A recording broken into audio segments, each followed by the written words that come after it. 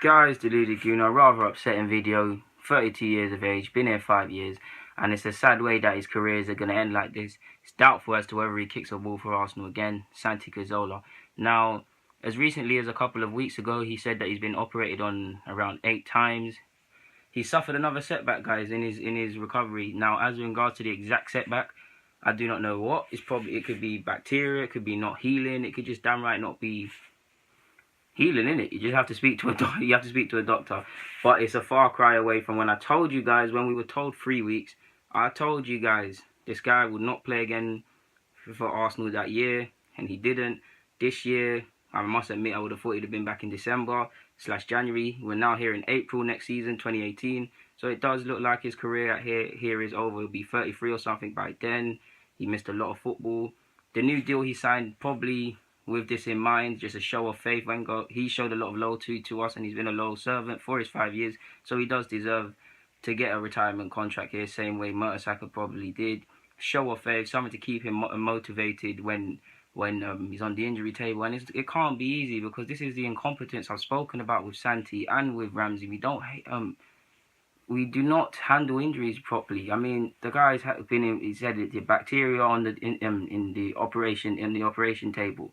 He needed a skin graft because the wound didn't heal in time. He's now suffered another setback. He was in the gym the other day, literally, and made a picture. And he also said infection in the bone. So how many setbacks do you need? Prior to this, like I said, he said he's been in surgery 8 times. We've had about 2, 3, 4, maybe even 5 setbacks now, and it's done. I mean, it's sad because I really like Santi. He's one of my favourite players. All Ozil, Alexis, all the young players, when they ask who's the best in training, they'll say him. One of the most both-footed players in the world. Like, the guy is amazing, man, and it's a shame he's like this. To a degree, it's our fault. We know Ozil and the likes of Alexis and the whole team, the fluidity, the passing, everything has been dire because our main man Santi hasn't been there. Santi's a very much unstrung hero. He makes things tick.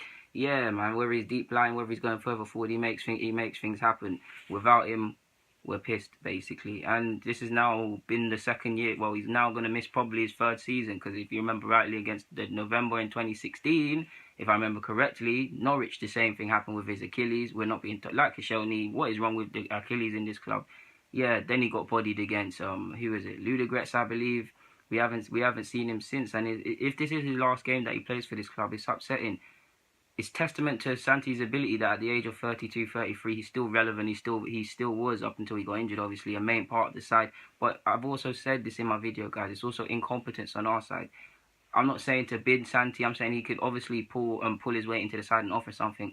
But because of his age, you cannot rely on a player like that. Because like you see now, if something happens, what is going to happen now? We're pissed. We need to sign. I've been saying there's 2 sorts of centre mids we need to sign. There's a case to sign better yet. A destroyer and someone of Santi's nature. Of course, we've got Wilshere, who's got his own injury problems and his own contract disputes, and I've spoken about the trust and things like that. Go and just watch my video on Wilshere if you want to see that in depth. So yeah, there's going to be big question marks in regards to the midfield. We know our midfield is congested already, to say the least, and it's just upsetting that this has happened to Santi, man. I mean, he's made about 32 appearances over the last 3 years. To put that into context, I know when I found that out, it was a shock. I'm like, no, Santi must have played more than that. I've seen him more than that.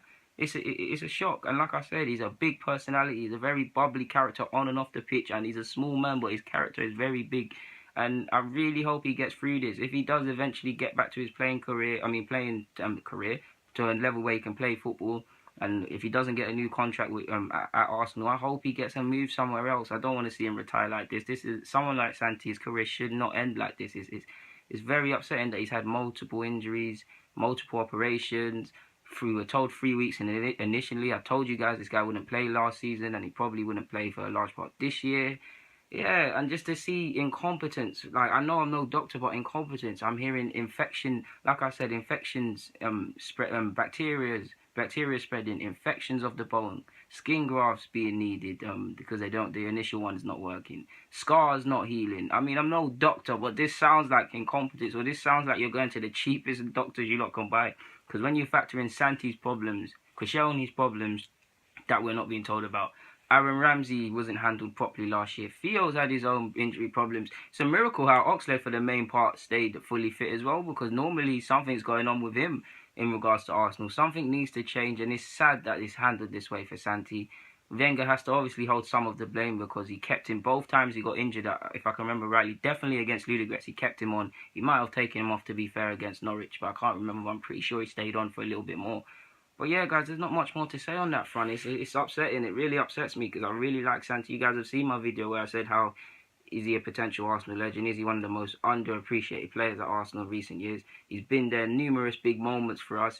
He's turned up, whether it was playing on the wing initially, whether it was playing cam, whether it's deeper lying. The guy's an intelligent footballer. I mean, he's Spanish. Like I've said, the likes of Santi, to a degree, Javi Alonso, Mata, Silva, all of these sort of Spanish players, David Silva, by the way, all of these Spanish players, if they weren't Spanish or they were from other countries or if they were in another era, apart from other Spanish players who are world class and beyond, they'd get praised more. And it hurts me to see this happen to Santi because I really like him and he's a real intelligent footballer.